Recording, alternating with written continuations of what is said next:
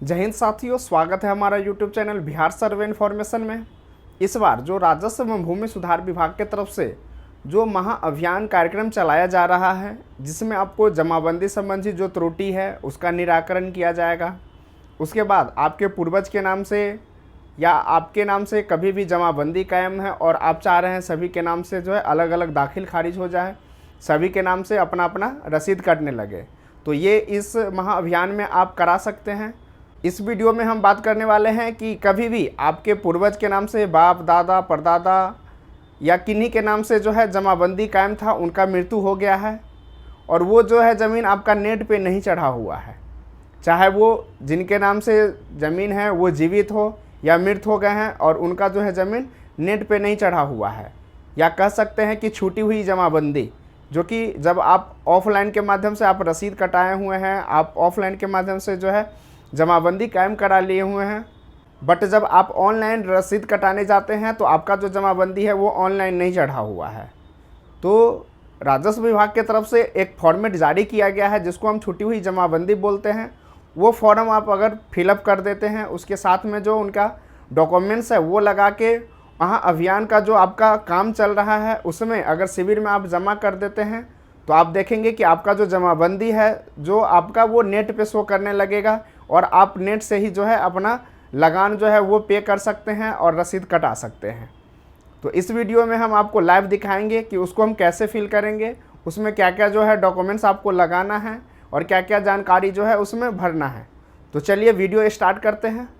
तो ये जो आपका देख रहे हैं कि ऑनलाइन किए जाने हैं तो छूटी हुई जमाबंदी, मतलब ये फॉर्म आपको फिलअप करना है उस केस में जब आपके पूर्वज के नाम से कभी भी जो जमा ये है केवाला है, खतियान है या रसीद कटा हुआ है वो ऑनलाइन नहीं चढ़ा हुआ है, उस केस में जो है आपको ये फॉर्म फिलअप करना है। ये आपको सबसे पहला जो है ये देख पा रहे हैं ये जो फॉर्म है, और दूसरा जो है इसके साथ में एक आपको शपथ पत्र लगना है जो कि आपका 100 अभिप्रमाणित जो है ये शपथ पत्र लगना है। तो ये जो आप है ये इसका आप प्रिंट आउट कर लेंगे, अगर आपके पास अवेलेबल नहीं हो तो भूमि जानकारी जो साइट है वहाँ पे जाके इसको आप प्रिंट आउट करके अपने पास ले लेंगे। उसके बाद इसमें जो और डॉक्यूमेंट्स लेना है ये है आपका रसीद, जिनके भी नाम से कभी भी ऑफलाइन रसीद कटा हुआ है वो रसीद आपको ये ले लेना है। उसके साथ में अगर आपका केवाला ज़मीन है, जैसे ये केवाला है तो जिस रैयत का है उसका केवाला आपको ले लेना है। उसके बाद है इसमें कि आपका शुद्धि पत्र के लिए बोला गया है, तो अगर आपका शुद्धि पत्र है तो ये शुद्धि पत्र भी आपको साथ में ले लेना है। तो इतना डॉक्यूमेंट्स लेने के बाद इसको हम फॉर्म फिलअप करेंगे। तो सबसे पहले हम फॉर्म फिलअप करेंगे आपका जो छूटी हुई जमाबंदी है ये, इसमें है कि सेवा में है अंचल अधिकारी, जिस अंचल में आपका ज़मीन पड़ता है जहां आपने केवाला कराया हुआ है उस अंचल का यहाँ पे नाम लिख देंगे। तो चलिए हम इसका जो है आपका नाम भरते हैं। उसके बाद है कि ऑनलाइन किए जाने हेतु छूटी हुई जमाबंदी, मतलब ये मेरा जो है रसीद कटा हुआ है बट वो ऑफलाइन कटा हुआ है, ऑनलाइन नहीं चढ़ा हुआ है, इसके लिए ये जो हम आवेदन दे रहे हैं। तो इसमें है कि छूटी हुई जमाबंदी को ऑनलाइन करने हेतु आवेदन पत्र, इसमें आपको जो है हल्का नंबर अगर पता है वो आपके रसीद जो आप ऑफलाइन रसीद कटाते हैं वहाँ पे, नहीं तो आप जो शुद्धि पत्र है वहाँ पे देखिए हल्का नंबर लिखा हुआ है, तो ये हम हल्का नंबर जो है वो लिख देंगे, हल्का नंबर लिख दीजिए, या अगर आपका हल्का का नाम पता है तो वो लिख दीजिए।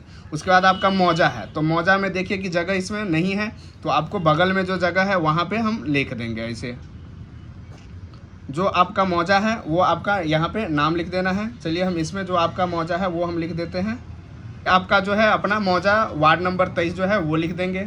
ये जो हम इसमें डिटेल भर रहे हैं ये किसी का पर्सनल डिटेल जानकारी नहीं है, बस ये हमको एग्जाम्पल के तौर पे हम आपको समझा रहे हैं। बस ये देखना है कि इसमें आपका जो मौजा रहेगा वो लिख देना है। थाना संख्या जो भी है आपका वो थाना संख्या इसमें लिख देंगे। ये थाना संख्या आपका जो आधार का, ये थाना संख्या आपके रसीद में लिखा होता है, केवाला में लिखा होता है, वो आपको यहाँ पे थाना नंबर दर्ज कर देना है। तो चलिए हम अपना मन से कोई जो है थाना नंबर यहाँ पे लिख देते हैं। इसमें आपका जो है थाना संख्या लिखा जाएगा, आपका जमाबंदी संख्या जो आपके रसीद पे ऑफलाइन जब कटा हुआ रहता है तो इसके कॉर्नर पे आप देख रहे हैं कि ये जो है जमाबंदी संख्या लिखा होता है, तो आपका जो जमाबंदी संख्या है वो हमको यहाँ पे लिख देना है। अब बात करते हैं कि यहाँ वॉल्यूम नंबर है, तो वॉल्यूम नंबर में आपका यहाँ ऑफलाइन जो आप रसीद कटाते हैं उसमें नहीं रहता है। पेज नंबर जो है ये आपका नहीं रहता है, इसको हम खाली छोड़ देंगे। उसके बाद है इसमें कि जमाबंदी रैयत, तो जमाबंदी रैयत में जिनके नाम से कभी भी जमाबंदी कायम है उन्हीं का जो है नाम रखना है। इसमें अगर इनका मृत्यु भी हो गया है फिर भी जो है जमाबंदी रेत में उन्हीं का नाम होगा जिनके नाम से कभी भी जो है रसीद कटा हुआ है। तो ये जो आपका है वो हम अपना लिख देंगे, आपके जो रसीद में लिखा रहेगा वो लिख देंगे हम।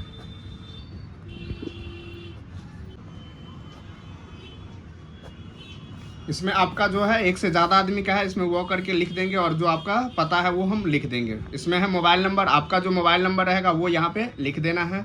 उसी प्रकार से जो आधार नंबर है इसमें एक आदमी का 2 आदमी के नाम से है तो दोनों आदमी का जो है आधार संख्या हम यहाँ पे लिख देंगे। उसके बाद बात करते हैं कि आपका जो खाता लिखा हुआ है, तो जो ज़मीन का आपका खाता है वो लिखना है, इसमें जो खेसरा है वो लिखना है, रकबा आपका जितना लिखा हुआ है वो लिखना है, चौहद्दी में आपका जो प्रेजेंट का चौहद्दी है वो लिखना है, और इसमें है खतियानी और खरीदगी। तो अगर आपका खतियानी ज़मीन है तो खतियानी में टिक करेंगे और खरीदगी का है तो हम खरीदगी में टिक करेंगे या लिख देंगे। उसके बाद जो ज़मीन का खाता है वो आपको लिख देना है यहाँ पे, तो वो आपके केवाला में होता है खाता। उसके बाद आपका जो रसीद कटा होता है वो लिखा होता है।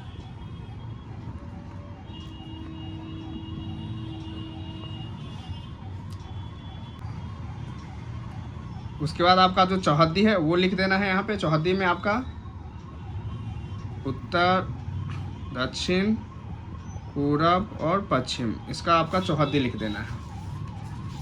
इतना चीज़ करने के बाद आप देख पा रहे हैं कि यहाँ पे है कि जमाबंदी कुल रकबा, वो आपका टोटल जो रकबा होगा ये यहाँ पे हमको लिख देना है।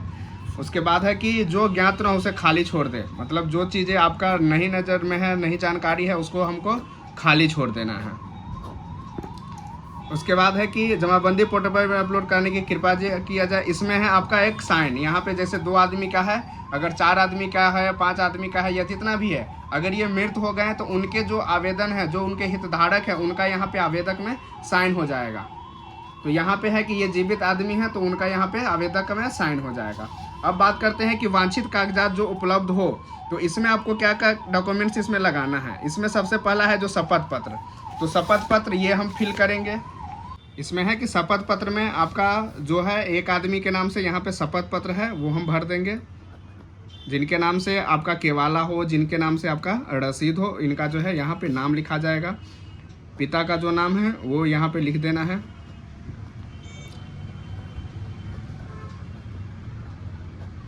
उसके बाद जो आपका मौजा पड़ता है, जो आपका जहाँ पे आपका ये निवासी जहाँ घर पड़ता है, आपके आधार कार्ड में जो एड्रेस रहेगा वो हम लिख देंगे।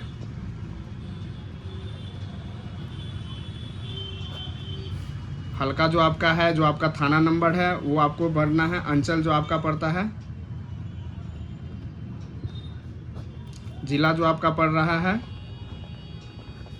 उसके बाद निवासी हूँ। अब है कि राजस्व भूमि सुधार विभाग द्वारा डिजिटाइज करना ऑनलाइन कराने तो जमाबंदी का विवरण, जिला जहाँ पे आपका ज़मीन पड़ता है, उसके बाद आपका जो अंचल पड़ता है वो अंचल लिख देंगे। हल्का जो आपका पड़ रहा है वो हल्का संख्या पता है तो वो लिख देना है। मौजा जो आपका पड़ता है वो लिख देना है। थाना संख्या जो है वो आपको लिख देना है। अशुद्ध या वॉल्यूम संख्या अगर पता है तो ठीक है, वरना खाली छोड़ देना है, ये खाली छोड़ देना है। जमाबंदी संख्या जो आपके रसीद में है वो लिख देना है।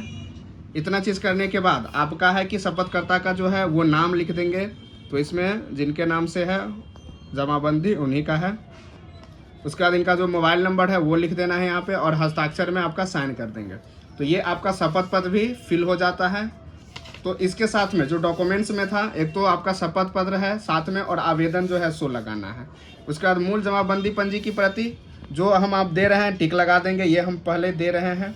उसके बाद जमाबंदी की ये नहीं है। दाखिल खारिज जो पारित आदेश है ये भी नहीं है। उसके बाद है वार्षिकत बंदोबस्ती पर्चा, ये नहीं है। शुद्धि पत्र की 100 अभिप्रमाणित, तो ये इनके पास जो है आपका 100 अभिप्रमाणित जो आपका शुद्धि पत्र है, ये देख रहे हैं कि यहाँ पे शुद्धि पत्र लिखा हुआ है, तो ये शुद्धि पत्र हम दे देंगे। इसमें बस 100 अभिप्रमाणित करना है, मतलब 100 अभिप्रमाणित करके सब जितना भी डॉक्यूमेंट्स है 100 अभिप्रमाणित करके यहाँ पे साइन हो जाएगा। जितना भी आप दे पा रहे हैं इस सब में आपको साइन करना है। जैसे इसमें ये देंगे हम, तो इसमें जो है 100 अभिप्रमाणित यहाँ पे साइन हो जाएगा। ये चीज़ करने के बाद अब देख रहे हैं कि डॉक्यूमेंट्स में हम शुद्धि पत्र जो है ये दे देते रहे हैं। उसके बाद भू लगान का है ये हम दे पा रहे हैं। उसके बाद खतियान की है ये नहीं देंगे। हित अर्जित करने तो अन्य साक्ष्य में क्या है कि केवाला, तो हम केवाला दे देंगे। ये हमारा केवाला है और केवाला में जितना पेज है उस सभी में आपको जो है साइन कर देना है। जैसे कहीं पे जहाँ पे खाली है वहाँ पे स्व अभिपरिमाणित करके हर एक केवाला के हर एक पेज पे आपका सब में जो है आपका स्व अभिपरिमाणित करके लिखा जाएगा। ये चीज़ करके आपको हर एक पेज का इसका ध्यान रखना है। तो ये हो गया बस। और मिलजुमने, ये मिलजुमना नहीं है, इनका एक ही रकबा है और अलग अलग बना है, तो इसमें कोई दिक्कत नहीं है। इतना चीज़ करने के बाद ये डॉक्यूमेंट्स हमारा रेडी हो जाता है। इसको हम एक फाइल या ऐसे करके लगा के हम जाके शिविर कार्यालय जो जहाँ बना हुआ है वहाँ पे जमा कर देंगे।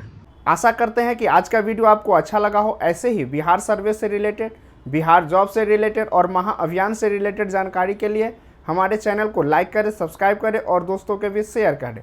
वीडियो देखने के लिए धन्यवाद।